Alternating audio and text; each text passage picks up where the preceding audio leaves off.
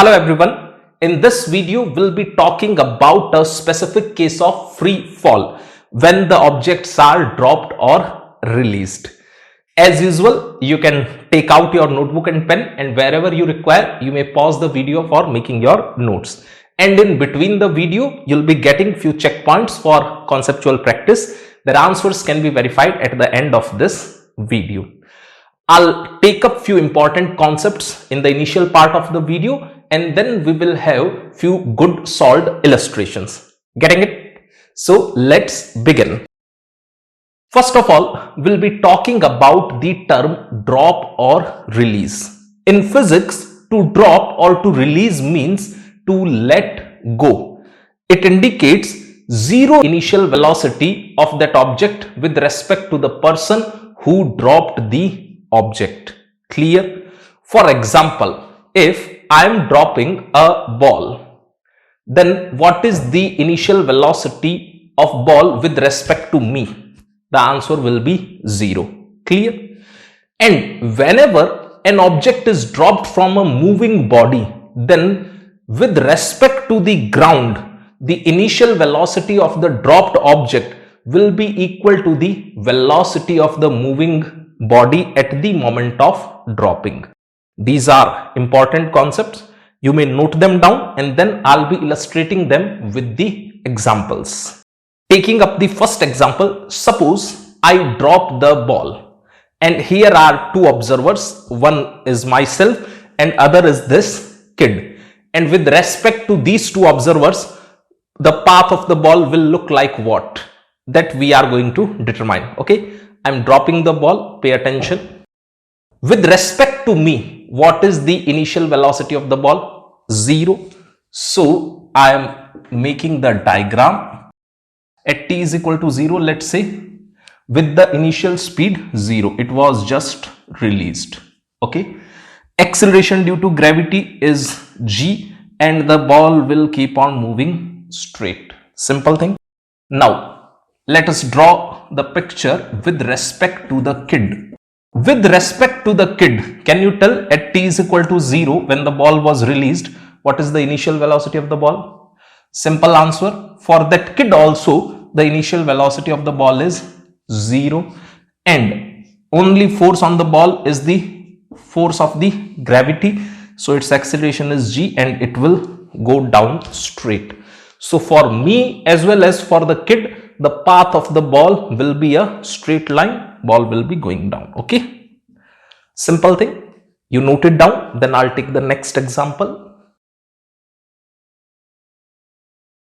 Taking up the second example, suppose there is a hot air balloon moving upward with the constant velocity, and I am in the basket of this balloon. I take my hand out, and using the smartphone I am trying to take the selfie, but accidentally I drop the smartphone. So what will be the path of the smartphone as observed by me, as well as the path of the smartphone as observed by this kid? What do you say? Pause the video here for a moment and write down your thoughts on a piece of paper, and then match it with the video again. Okay, I'm writing the things. With respect to myself, the initial velocity of the smartphone will be equal to 0, and let's say it is released at t is equal to 0. The only force on the smartphone is the force of the gravity, so the smartphone will go down straight. Simple thing. Now with respect to the kid, the smartphone was moving up with the balloon with a constant velocity v. So at t is equal to 0, with respect to the kid, if you want to draw the diagram of the smartphone, its initial velocity will be v, and only force on the smartphone is the force of the gravity. So the smartphone will initially go up. It will retard actually, then it will attain momentarily rest, and after that smartphone will fall back along the same straight line, but for sake of simplicity that straight line I am showing little bit displaced. See the interesting thing, same smartphone with respect to me is just going vertically downwards, but with respect to the kid, the smartphone will initially go up and then it will come back downward. I hope you understand why at t is equal to 0 with respect to this kid, the smartphone has the velocity v. I am trying to explain it in another way. Before I drop the smartphone, according to the kid, my hand, the smartphone, the balloon, everything is rising up with velocity v. Do you agree? Now, moment I accidentally lose my grip on the smartphone, at that moment also, the smartphone was moving with velocity v with respect to that kid. That's why for the kid, the picture is like this. I hope you get it. Note it down. Then we'll take up the next example.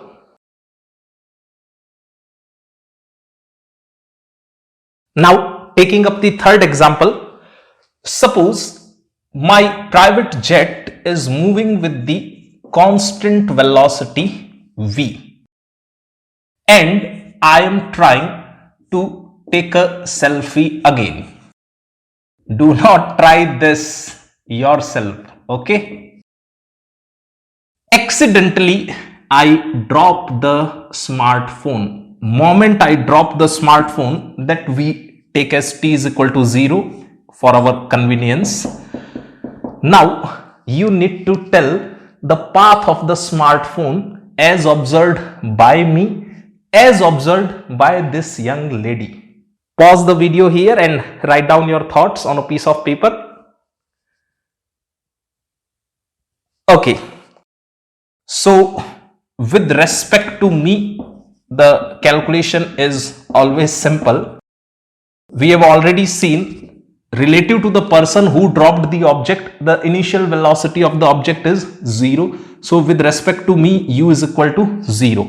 Only force on the smartphone is the force due to gravity. So the smartphone will go straight according to me. Now with respect to this young lady, the plane was moving with the velocity v. And before I accidentally drop my smartphone, my hand, the smartphone, everything was going with the velocity v with respect to this young lady. Do you agree? It means the moment the smartphone is released, its initial velocity will be v according to this young lady. And the only force on the smartphone is the force of gravity, as we are neglecting the air resistance. This gravitational force will impart it extra velocity in the vertical direction. So with respect to this young lady, the smartphone will take a parabolic path. Note it down, then we'll take up the next example. Let me ask you a great conceptual question. I have a chocolate box and my private jet is flying with the constant velocity in this direction. Here are 3 points, 1, 2 and 3. At which location I should drop the chocolate box so that it can reach to this young lady? Pause the video here and think about it. Quickly post your answer in the comment box. If your answer is correct, this chocolate box might get delivered to you as well. Okay, I hope you have chosen the correct answer, which is the position 1. As we discussed in the previous example, if that box is released here at this position, then the box has the velocity v in this direction. The acceleration due to gravity will impart it extra velocity in the vertical direction, and then that box will be choosing a parabolic trajectory and will reach to the girl. Those who are thinking the position 2, it is wrong. If you drop the chocolate box at the position 2, then it will take the parabolic path and it will go far away. And the position 3 will go out of the frame of the camera itself. Okay. So if you have to choose the best wrong answer, then 3 is the best wrong answer. Okay. And the correct answer is this. I hope you all got the correct answer. Note it down, then we'll go further. Now we are going to derive few interesting results for an object which is dropped or released from the rest. So pay attention. Suppose here is a tower of height h. From the top of this tower, a ball is released, or you can use the word dropped. Anything is fine. It means its initial velocity will be equal to 0. This moment we consider as t is equal to 0. It will go straight like this. How much time it will take to hit the ground? That is our first target, which will be actually root 2h by g. I'll derive these things. And just before hitting the ground, if someone asks you the speed, then that speed v will be equal to root 2gh. And one interesting thing, these answers are independent of mass. It means whether the mass of the ball is 1 kg, 0.5 kg, 10 kg, it won't affect your answers. As in the equations of motion, mass appears nowhere. That's why I am able to write this. First of all, for this derivation, we are using the second equation of motion. Okay. This direction we are choosing positive, upward we are choosing as negative. Choosing the sense of positive and negative lies totally upon us. You can choose it as per your convenience. So the displacement in the downward direction is h, u is 0, time taken is t plus half, acceleration is g and then t square. This gives us t is equal to root 2h by g. I request you to learn this formula as it makes your calculations very easy. For example, suppose the height of tower is 80 meter, then after what time it will hit the ground? 2 into 80 meter divided by 10 meter per second square, and then take the under root, do the computation, you'll get your quick answer. Okay, I'm deriving this. We should be using the third equation of motion. So we should be writing v square is equal to 0 square, initial velocity is 0, plus 2 into acceleration is g and the displacement is h. So v comes out to be root 2gh. Again, this equation is independent of mass. Whether its mass is 2 kg, 5 kg, 10 kg, it doesn't matter. You'll get the same answer. Let me ask another conceptual question. Among ball 1 and ball 2, which will hit the ground with more speed? The answer is simple. Both will be hitting the ground with the same speed. Velocity is different. Velocity of this ball is in this direction. Velocity of this ball is in this direction. But the speed will be same. Why? Let's use the equations of motion. Here I'll be using the third equation of motion. V square is equal to 0 square plus 2as. We need a as well as s. So let's do the calculation. Acceleration due to gravity is g. This angle is theta, then component of g in this direction, you remember we have done it many times, will be g sine theta. And we need this distance. This distance we are calling as s. S can be easily obtained using the sine theta in this triangle. Sine theta should be equal to h by s. So s comes out to be h by sine theta. Clear? Put up the values.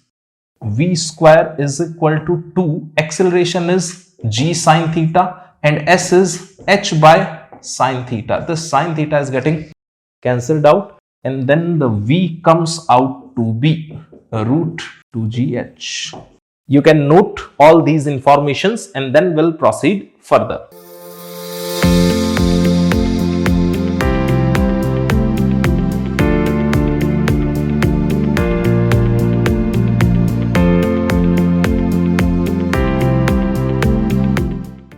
It's a simple question. A ball is released at t is equal to 0 and it hits the ground at t is equal to 4 seconds. So we need to find the height of the tower as well as the hitting speed. Pause here and give it a try. Okay, solution is pretty simple. We know that if we consider the acceleration due to gravity is equal to 10 meter per second square in the downward direction, then every second the ball will increase its speed by 10 meter per second. Many times we had the talk, if you remember. 10 meter per second every second. That is the meaning. So at t is equal to 4 second, what should be the speed of the ball? Actually, it should be 40 meter per second. T is equal to 3 second. What should be the speed of the ball? 30 meter per second. T is equal to 2 second. What should be the speed of the ball? 20 meter per second. T is equal to 1 second. What should be the speed of the ball? 10 meter per second. If you know the speed, you can easily use the formula V is equal to root 2 GH. So root 2 into 10 and H is unknown. V is 40. We can simplify this. Do the square both sides. 40 into 40 is equal to 20H. H comes out to be 80 meter. If you don't want to use this formula, there is other method that I am writing here. Second method. We know that this displacement is H. So I am using S is equal to U plus V by 2 into T. S is equal to H. U means initial velocity, which is 0. Final velocity is 40 divided by 2. And time of journey is 4 seconds. Check it. You'll get again the same answer as 80 meter. So this is totally your choice. You use which equation, you use which expression. Okay. Note it down. Then we'll take up next question. It's a simple formula based question. So if you wish, you may give it a try.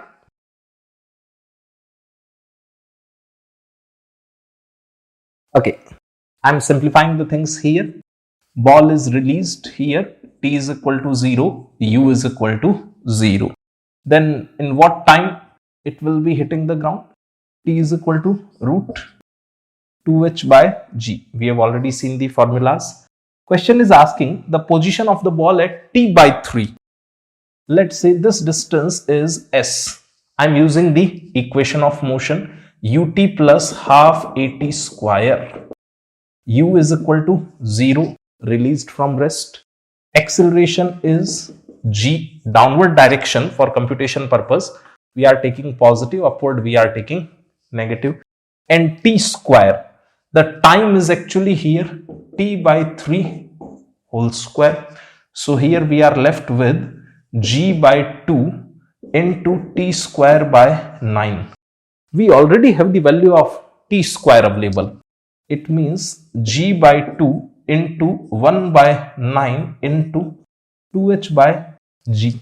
The G here is getting cancelled out. This 2 is also getting cancelled out. So answer comes out to be H by 9. Okay. It means the ball is H by 9 below the initial level at T is equal to T by 3. Or if someone asks you what is the height of the ball from the ground, then it will be 8H by 9 because the total height is H. So how you will obtain this distance? Total height H minus this H by 9. H minus H by 9 will be equal to 8H by 9. Clear? You can note it down. Then we'll be taking up the next question. It's another simple question and 4 options are given. So take your time and choose the correct answer. Out of these 4 options, one option is correct. Let me know that in comment box. Okay, I hope you have chosen the correct answer. The 4th option is the correct answer. Why? Pay attention. Stone is falling freely, released from rest. Time will be equal to root 2H by G. Now, the moment the stone hits the pond, here will be a splash generated and the sound wave will travel up. The time taken by the sound wave will be equal to H by V only. So the total time will be equal to root of 2H by G plus H by V. I hope you understood it. And if you have any doubt, let me know in the chat box. Note it down, then we'll go further.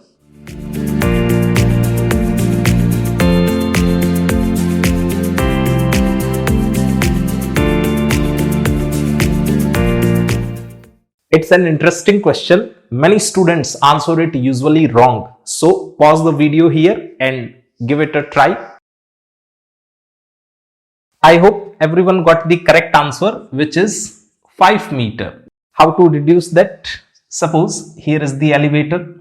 What could be the maximum acceleration of this block in the downward direction?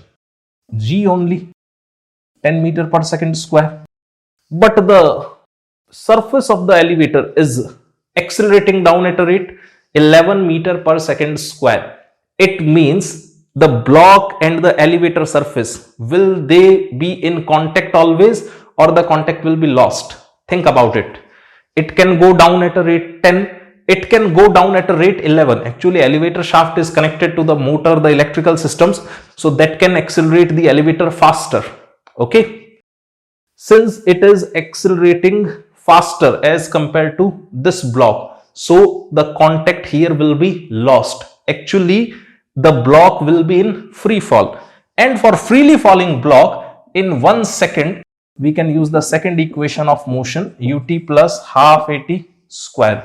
Downward direction we are taking a positive, upward we are taking as negative. H is equal to 0 plus half. Acceleration of this block will be only 10 and time is 1 second. So answer is 5 meter. Okay. You can note it down, then we'll go further. It's another simple question. So I request you to give it a try. Then I'll be solving it. I hope you have proved the answer. So I'm starting the solution here. It will reach at the ground. T is equal to root 2h by g. We know this formula already. Okay. According to question, it falls by a distance h1. So how much time it will consume in this journey? Let's say T1 is equal to root 2h1 by g. Do you agree? At this moment of time T1, another ball is released here. And this distance is given in the question as h2. So how much time this ball will take to hit the ground? T2 will be equal to root 2, this distance. This distance I can obtain very easily. It is h minus h2 divided by g. Do you agree? Okay. Now, if you read the language of the question very carefully, what is the relation among these three times, T1, T2 and capital T? It's pretty simple. Actually, according to the question, T1 plus T2 is equal to capital T. The time taken by the blue ball will be T1 plus T2, while as the time taken by the red is T2 only. Compute it. You have all the data here. So T1 is root 2h1 by g plus T2 is root 2 h minus h2 divided by g, and T is root 2h by g. We can do this calculation, square both sides and simplify. H will come out to be h1 plus h2 whole square divided by 4h1. Note it down.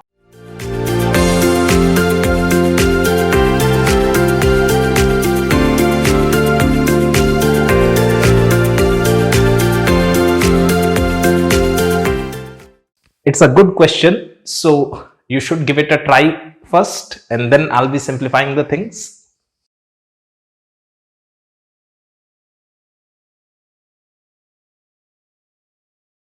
I hope you are done with your calculations, so let's check the answers.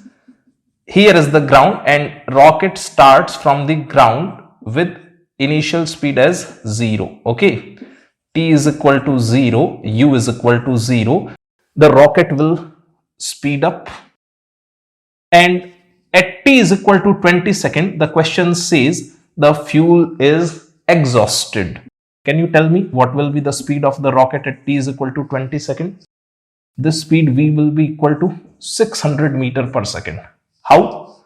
Use the first equation of motion for this journey. If you use v is equal to u plus at, taking upward direction positive and downward as negative, u is 0, acceleration is how much? 30 and time is 20. So this computation gives v is equal to 600 meter per second.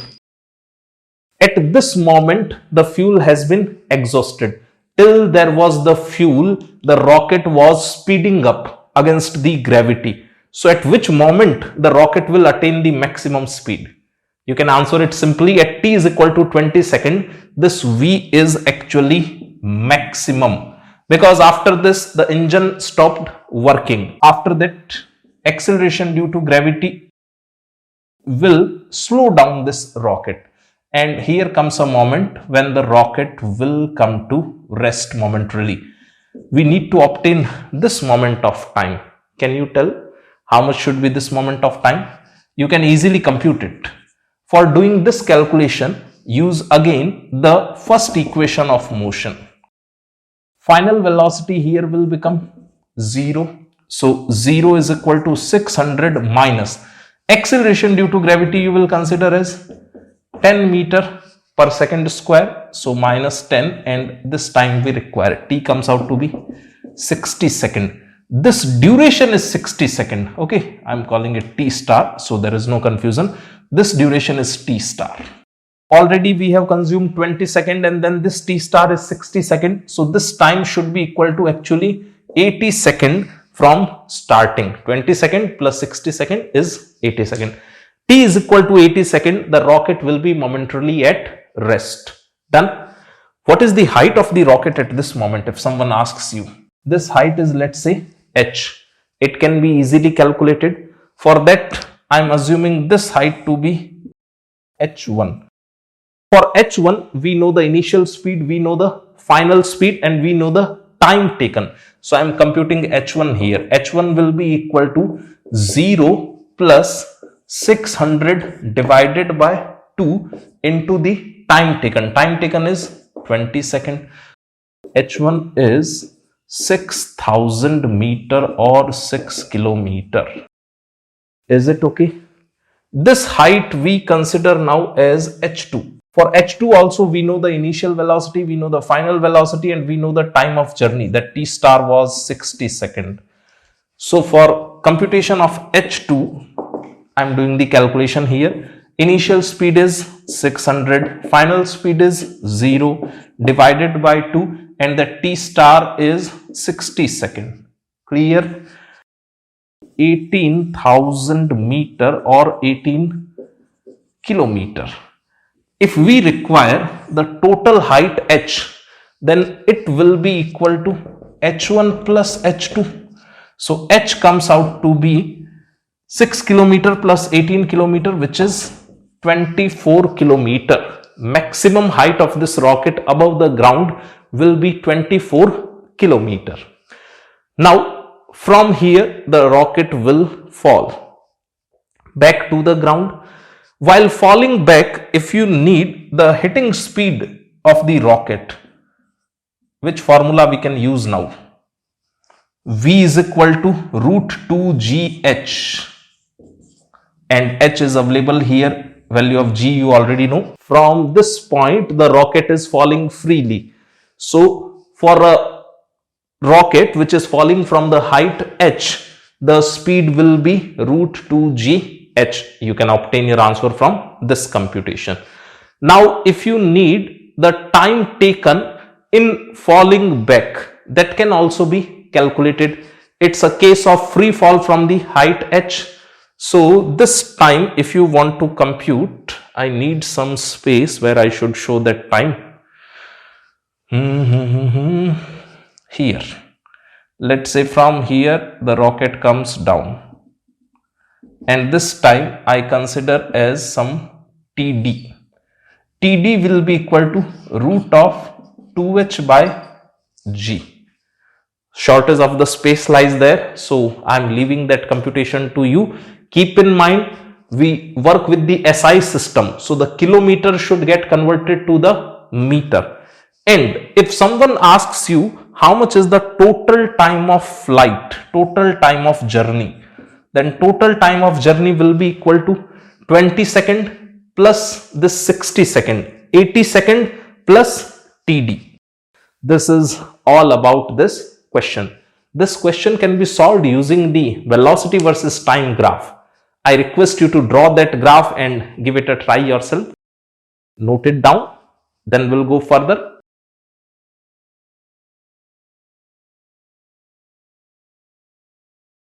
It's an interesting question. So once you should give it a try, then I'll be simplifying the things on board.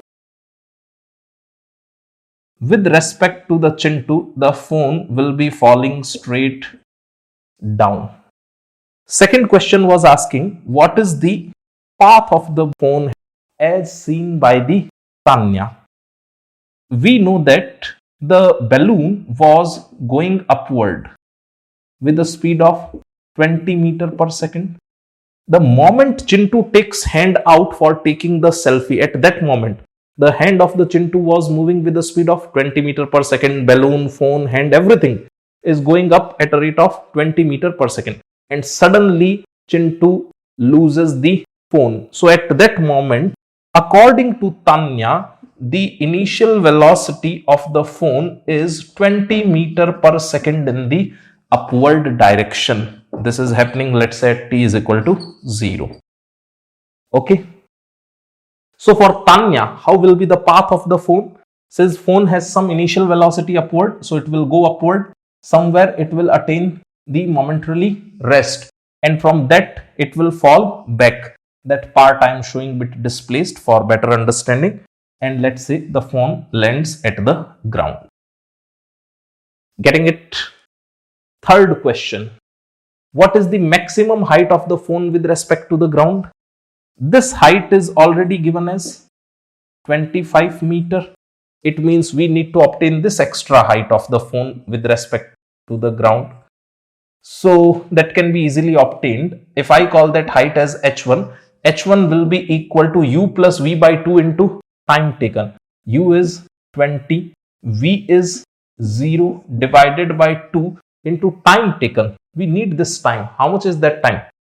It is actually equal to 2 seconds. How you can obtain that? Acceleration due to gravity is 10 meter per second square. Velocity is 20. Every second the speed will reduce by 10. So 20 to 10 it will consume 1 second. 10 to 0 it will consume next 1 second. So this time is 2. It means this height is 20 meter. This is 25 meter. The maximum height of the phone above the ground comes out to be 45 meter. Okay. Now this image was taken at t is equal to 0. This moment is equal to t is equal to 2 seconds. And at what time the phone will be hitting the ground? Can we obtain? Yes. From this moment the phone is falling freely. So that time can easily be obtained. Time to go down, I can say root 2h by g. H is 45 meter, g we know. So this time is root 2 into 45 divided by 10. That time comes out to be 3 seconds. So this time is actually equal to 5 seconds. Phone will be hitting the ground at t is equal to 5 seconds. Suppose you require the hitting speed. This v, everyone knows the formula. V is equal to root 2 into 10 into h is 45. I hope you understood all the answers. It's a simple but nice question. The interesting thing is, for Chintu, the phone will be falling vertically downwards only. For Tanya, the phone will initially go little bit up and then it will fall down along the same straight line. For simplicity, I have displaced it, so you can see the things clearly. Okay, this is all about this question. You may note it down.